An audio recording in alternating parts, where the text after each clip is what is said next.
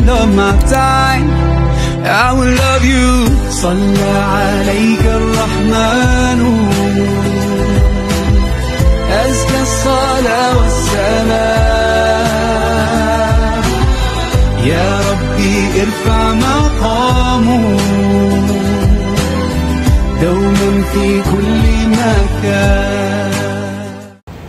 Bahkan ketika ibu di sujud terakhir, Bu, hello, hai hai, oke, di sujud terakhir ya, insya Allah ibu sudah mengamalkan. Kita baca selain Subhana Rabbiyal A'la, kita baca Allahumma rzuqni makhraja 11 kali. Kalau ibu nggak berimam ya, kalau imam cepat ibu jangan sekarang sendiri. Sholat malamnya lama banget doanya, berarti ibu nggak ikut sama. Iya, oke ya. Allahumma rzuqni makhraja 11 kali. Nggak apa-apa, di situ kita sedang memohon kepada Allah. Allahumma inni as'aluka husnul khotimah. Allahumma yassir umurana wa la tu'assir. Setelah itu baru ibu bangkit. Setelah itu kita baca tahiyat akhir. Kemudian kita baca Assalamualaikum warahmatullahi. Ke kiri, ke kanan, kanan kiri. Rasanya apa yang sudah kita lakukan dalam salat ini belum. Karena apa yang kita baca ini benar-benar kita ingin sama Allah. Ya Allah, coba baca surat Fatihah berulang kali, kemudian kita, ya Allah, tunjuki jalan yang benar, ya Allah. Ya Allah, kumpulkan kami ya dengan orang-orang yang soleh. Dan inilah ibu-ibu semuanya. Berarti kalau ibu semangat dalam sholat, lombanya 17 Agustus tahun 2025 ibu lulus ujian lombanya. Amin ya. Jangan kita lomba manusia ya, tapi hanya sholat Allahu Akbar, Allahu Akbar. Sudah adan mani. Aduh, kayaknya cepat banget ya. Ya nantilah sebentar lagi. Kalau kita nih, saya Bu ya, usia yang sudah ya ibaratnya sudah tua. Saya kalau ditanya aduh punten lah, udah usianya sudah sangat ini ya. Masa iya sih, kita kan sudah tinggal apa sih hidup ini, Bu? Mau apa sih usia yang sudah 40 sampai dengan 60, 80, mau apa? Sisa-sisa umur ini mau dipakai buat apa? Maka kemudian tidak ada lagi yang kita ingin isi. Mumpung Allah berikan kepada kita kesehatan, manfaatkan agar sehatnya kita ini benar-benar mendapatkan hadiah, imbalan, pahala dari Allah Subhanahu wa Ta'ala. Bayangkan ibu, Allah mengasih hadiah sama kita itu.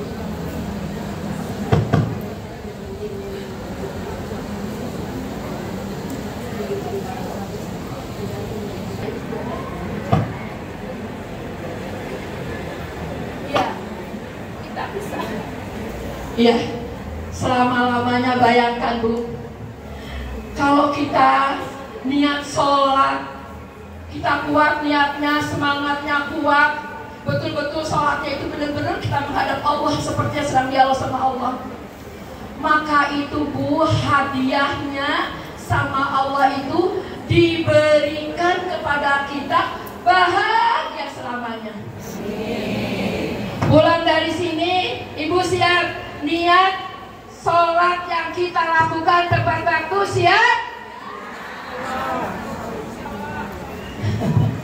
Gak apa-apa, insya Allah kan katanya siap. Jamaah ini hampir 750. Ini malaikat menyaksikan, Allah melihat kita dan menatap kita.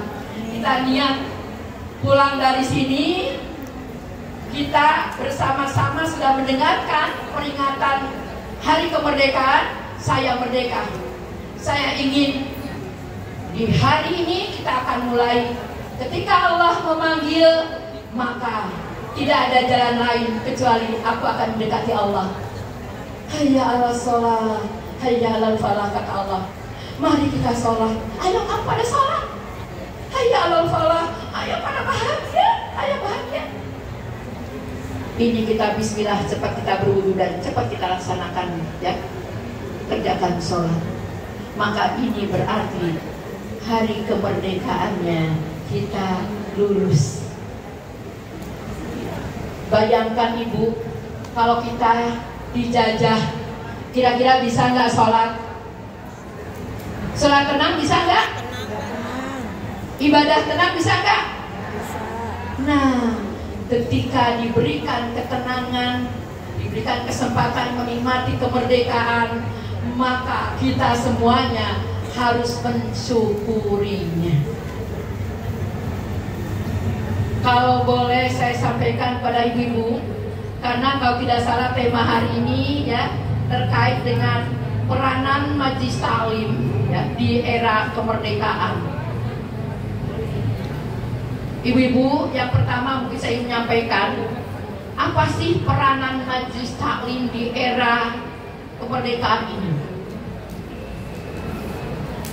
Yang pertama adalah Majelis Ta'lim ini berperan sebagai pusat untuk pengembangan spiritualitas dan akhlak.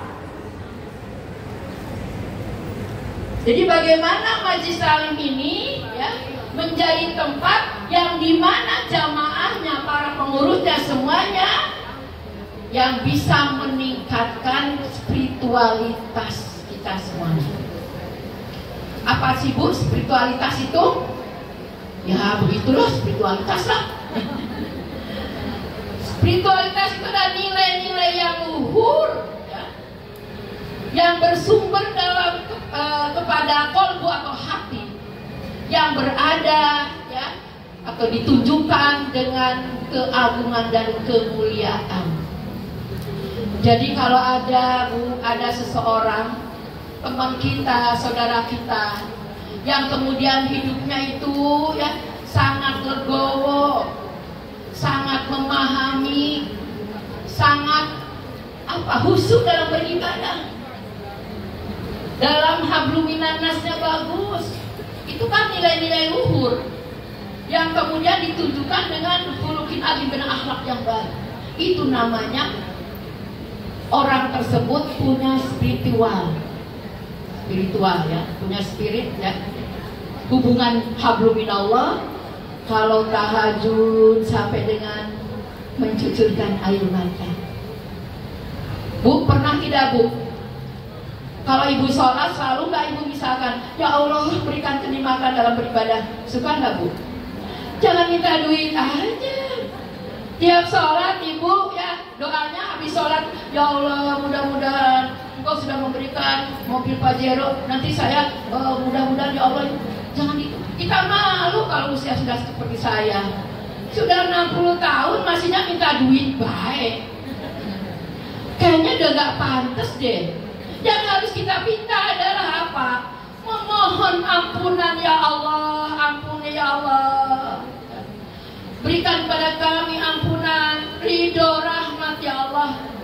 Kepada siapa lagi kalau bukan pada Engkau ya Allah. Ibu sambil menangis, ya Allah berikan kenikmatan dalam beribadah.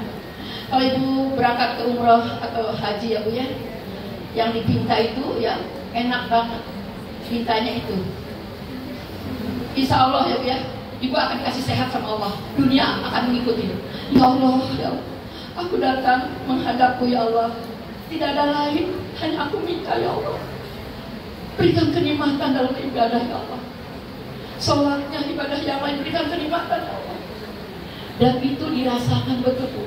Setiap kita sholat itu mudah ingatnya sama dosa, ingatnya sama Allah, mudah itu. Sehingga kita punya magnet kalau mau berangkat ke Masjidil Haram, ke Masjid Nabawi. Waduh, kadang-kadang kita berangkat padahal belum dibuka Masjid Nabawi ya Ustazah Omah, ya Bu Haji Omah nih. Dia berangkat jam 12 kita sudah berangkat. Saking semangatnya, taunya masih ditutup pintunya. Saking seperti itu kan, karena kita udah pengennya dari ibadah.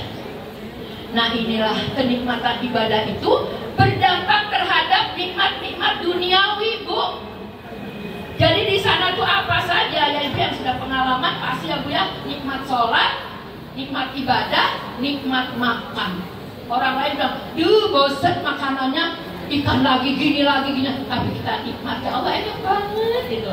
Sehingga kita ibadahnya semangat, dunianya makan untuk ibadah juga kita semangat. Wa insya Allah mabrur ya hajinya, amin ya robbal alamin.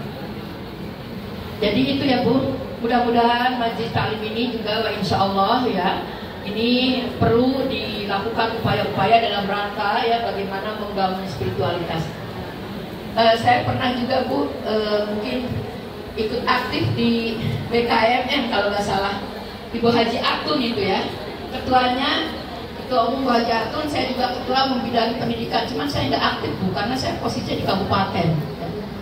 Nah itu dulu itu pernah ada, kita punya yang namanya pedoman Majlis Salim, materi-materi untuk Majlis Salim, termasuk ada metodologi kayak kurikulum lah, kurikulum Majlis Salim. Dan ini sangat bagus ya, mungkin bisa dikembangkan oleh Bu Haji Im nanti ke depan Bu Haji ya. Kira-kira ada peningkatan di dalam kelompok-kelompok Majlis Salim ini betul-betul ya akan bisa memberikan sebuah peningkatan dalam keimanan dan ketakwaan. Kemudian yang kedua Bu, peranan Majlis Salim di era kemerdekaan. Yang kedua adalah bagaimana Majlis Salim ini mampu untuk menanamkan kecintaan terhadap tanah air. Jangan-jangan ibu-ibu Majlis Salim nggak ada di sini, di luar sana. Boro-boro cinta sama tanah air. Produk yang kita beli itu adalah produk-produk dari luar. Ayam kita senang ayamnya McD, ayamnya KFC dan seterusnya. Makanan sudah kita keikut-ikutan, makanannya Korea. Gak suka singkong goreng, apalagi apem gitu Bu. Saya kemarin anak-anak santri dikasih apem Bu, bilangnya apaan ini, kue apa? Masya Allah. Nah ini enak loh, ada gulanya. Kita baru tahu ya, udah nggak tahu anak sekarang kayak gitu Bu. Maunya yaitu kalau makanan tuh macam-macam divariasi yang nggak apa-apa. Tapi janganlah kita ya Bu ya menanamkan ya, anak-anak di rumah nih, ibu-ibu nih, tanamkan pada anak cinta tanah air, cinta bangsa dan negara. Bayangkan ketika Rasulullah Shallallahu Alaihi Wasallam akan hijrah dari kota Mekah ke kota Madinah, nangis sedih banget. Walaupun di kota Mekah beliau itu merasakan sekali penderitaan, penganiayaan oleh orang kafir Quraisy, tapi karena cintanya terhadap tanah air di mana dia dilahirkan, dia begitu sedihnya meninggalkan kota Mekah. Maka kita sebagai bangsa Indonesia, mari kita bersama-sama untuk mencintai bangsa kita melalui produk-produk yang kita buat. Ada UKM-nya ya, coba dikembangkan. Insya Allah Majlis Salim harus berdaya. Kota Cirebon menurut saya dibanding dengan kabupaten tidak terlalu banyak seperti kabupaten, sehingga pengkondisiannya juga lebih mudah. Karena apa? Majlis Salim kota, orang kota terpelajar, banyak sarjana hampir ya. Dan ini menunjukkan akan lebih cepat untuk bisa berdaya, untuk bisa meningkatkan dari sisi kesejahteraan.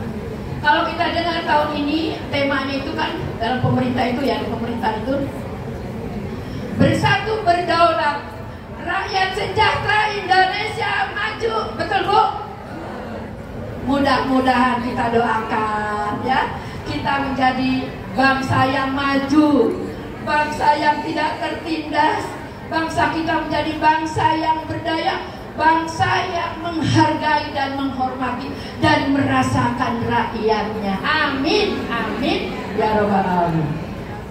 Udah saya gak usah jabarkan Bu masalah pajak nanti wah ini Bu Nurlela ini selamanya nggak bener nanti. Yang penting kita berdoa saja. Mudah-mudahan kita para pemimpin kita, mereka adalah insya Allah, mudah-mudahan Allah bukakan pintu hatinya. Allah jadikan pemimpin yang bisa membela rakyatnya, yang memberikan kemudahan bagi rakyatnya. Karena sesungguhnya ibu-ibu semuanya, kita ini bersyukur pertama kepada Allah. Kenapa? kita diberikan organ tubuh yang sempurna oleh Allah. Ibu punya hati? Punya mata? Punya telinga? Bagaimana perasaannya, Bu? Senang.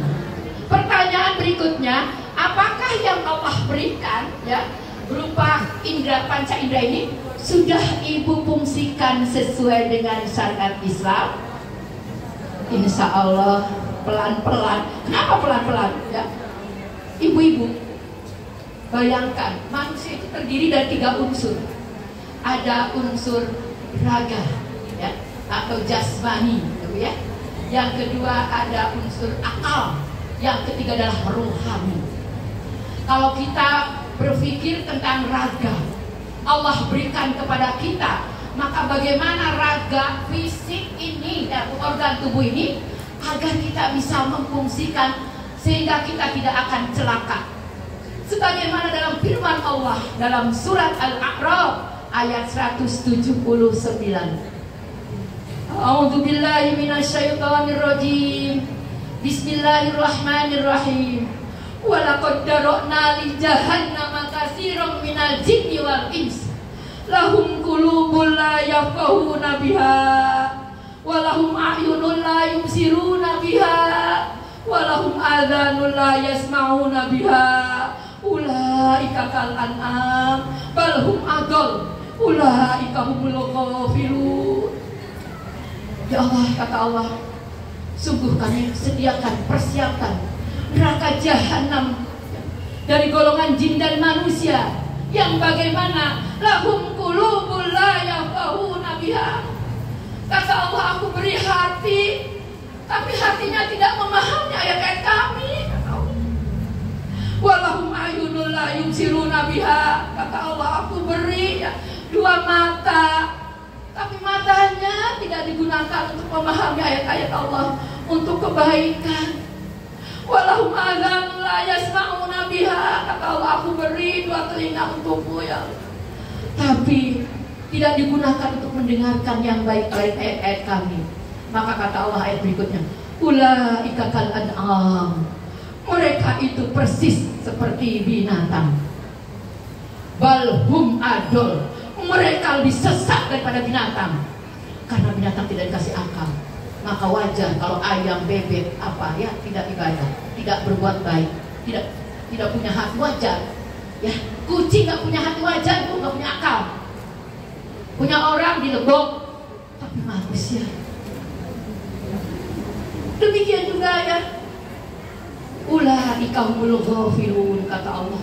Itulah mereka orang-orang yang lalai.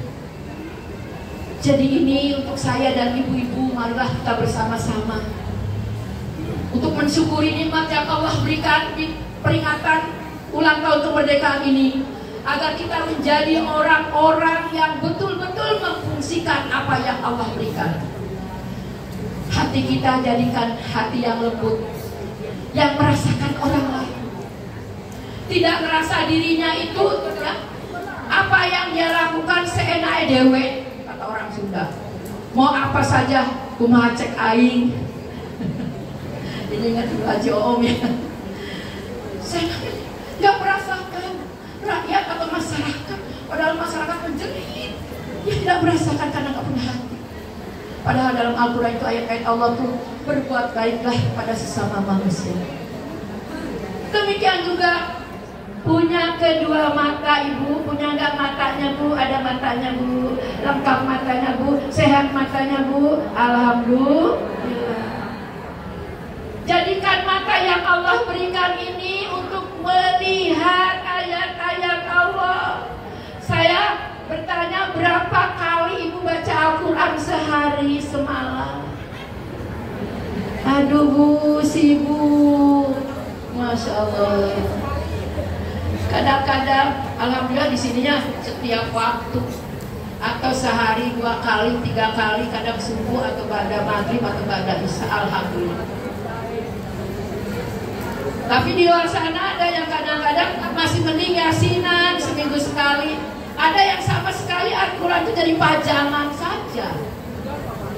Sehingga apa? Ya sehingga sampai ada bulukan Al-Quran itu nggak pernah dibaca. Naudzubillahi min dzalik, berarti ya manusia atau hamba ini adalah manusia yang matanya tertutup. Dan yang berikutnya ya, dua telinga. Bu, alhamdulillah ya kita bisa mendengar. Ini Masya Allah ya. Kata Allah, orang yang telinganya ya tidak mau mendengar ayat-ayat Allah. Kalau ada pengajian, teman-temannya berangkat pengajian, wah mentang-mentang. Nanti lagi-lagi kalau ada yang berangkat ke masjid sholat, wah sok suci. Masya Allah. Itu dia gak suka. Ada didengarkan, ganggu banget sih.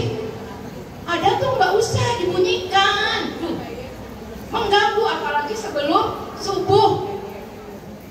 Jadi kalau udah denger ada tuh banyak panas gitu loh. Nah ini berarti telinganya kecocokan, opokan lah kata bahasa kasarnya sih ya. Masya Allah. Dengar ada ambil selimut, tidur terus karena apalagi hujan rintik-rintik ya, layaknya subuh. Ada sebentar lagi ambil selimut kita tidur lagi. Berarti kita ada masalah penyakit, yakni penyakit di telinga kita. Ibu-ibu ya, hadirin jamaah pengajian yang dimuliakan Allah. Dan yang terakhir ya, peran Majlis Ta'lim adalah sebagai benteng ya di era globalisasi. Apa maksud benteng? Tameng. Bu, anak-anak sekarang, anak-anak ibu yang punya anak, yang punya cucu, apa kesukaannya di rumah? HP, gadget ya. Pokoknya yang namanya udah ke HP itu udah nggak ingat. Kadang-kadang sholat harus disuruh. Sholat kadang-kadang juga ya asal-asalan ya. Ibu nyuruh sholat capek banget ya. Nah ini karena apa? Karena dia sudah kecanduan. Nah zaman sekarang ini ibu, makanya kalau saya boleh menyampaikan ibu-ibu yang punya anak ya, punya cucu ya, kalau pengen anaknya ya istiqomah ibadahnya, terjaga sholatnya, masuk ke pesantren. Nah silahkan, mau pesantren mana aja silahkan ya. Kalau saya juga boleh bu, aduh promosi ya. Saya juga ada pesantren di Talun bu, saya punya pesantren, alhamdulillah ya sudah ada SMP, SMA ya. Kalau SD-nya sih full day ya bu ya. Dan insya Allah saya kumpulin dari setengah 3 malam sampai dengan sore saya bersama-sama dengan anak-anak. Masya Allah, saya bilang berbahagia Mama Ayah Bunda, karena Ananda itu tidak pernah sholatnya sedikit pun telat 5 waktunya, tahajudnya, duhanya, hajatnya Ananda lakukan. Saya kira termasuk tilawatil Quran. Anak-anak kami bu di sana itu betul-betul anak-anak yang memang dibina dari tahfidzul Quran. Alhamdulillah sudah banyak yang 30 juz bu ya. Dan walaupun sambil sekolah, tapi alhamdulillah anak-anak kami berkah dari Al-Quran. Tahun ini kita ada yang masuk ke fakultas kedokteran, walaupun di UI bu ya, alhamdulillah. Jadi kadang-kadang orang tua tuh nggak berani kalau masuk ke dokter, oh katanya mahal apa, silakan coba, ayo coba kan. Nah ini alhamdulillah berkah Al-Quran itu, Masya Allah. Kami merasa bahwa Al-Quran itu salah satu kitab yang betul-betul akan meningkatkan, mensejahterakan umatnya. Maka kemudian mari kita bersama-sama setelah kemerdekaan ini kita peringati, kita bersama-sama untuk membaca Al-Quran. Bacalah Al-Quran, terus kita baca. Paling tidak misalkan minimal seperti kita makan. Ya, berapa kali makannya? 3 kali. 3 kali ibu baca Al-Quran ya. Boleh ibu baca kalau mau. Bun, aku mau biasa baca yang 7 surat ya bu ya. Itu yang 7 surat. Saya ingat ketika dulu almarhum Arifin Ilham itu jamaahnya diwajibkan, bukan sebetulnya sunnah bacanya, diharuskan untuk membaca setiap hari surah Yasin. Yang kedua surat Ar-Rahman. Yang ketiga surat Waqiah ya. Yang keempat surat Al-Mulk. Yang kelima surat Al-Jin. Yang keenam surat Al-Muzammil. Dan yang ketujuh surat Al-Fajr. Mau bu? Masya Allah, hadiah dari Allah, ya. Nggak sampai setengah jam, Bu. Nikmat, enak. Saya sedang belajar itu. Dan itu saya rasakan bahwa hidup itu tidak takut apapun yang akan, ya, Allah berikan kepada kita. Kita mudah-mudahan tidak takut. Kita hanya pada Allah saja, ya. Pokoknya kita muntah ke Gusti Allah saja. Dan ya, oleh karena itu kita doakan semoga mudah-mudahan Majelis Ta'lim Al-Hidayah Kota Cirebon Allah berikan kekuatan iman Islam, Allah berikan kesabaran, Allah berikan panjang umur untuk bermanfaat, dan yang tidak kalah penting Allah jadikan hamba-hamba yang nanti suatu saat kita akan bersama-sama berbondong-bondong memasuki surganya Allah. Amin, amin, ya Rabbal Alamin. Terima kasih atas segala perhatiannya. Mohon maaf atas segala kehilafannya. Wallahul muwaffiq ila aqwamit thoriq. Billahi taufiq wal hidayah. Wassalamualaikum warahmatullahi wabarakatuh.